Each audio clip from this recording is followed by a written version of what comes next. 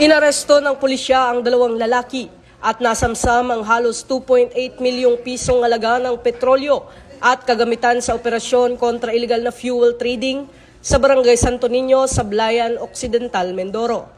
Ayon sa Philippine National Police, isinagawa ang operasyon ng CIDG Occidental Mindoro Provincial Field Unit, katuwang ang Sablayan Municipal Police Station sa ilalim ng Oplan Ligas.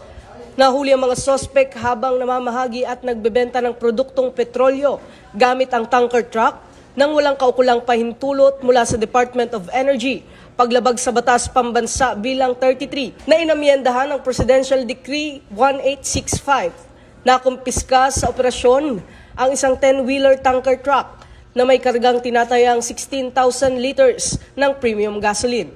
Tinatayang 2,793,000 pesos ang kabuuang halaga ng mga nasamsam, kabilang ang tanker truck at petrolyo.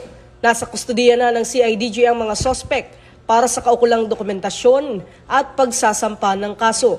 Ito ang bagong PNP para sa bagong Pilipinas. Serbisyong mabilis, tapat at nararamdaman.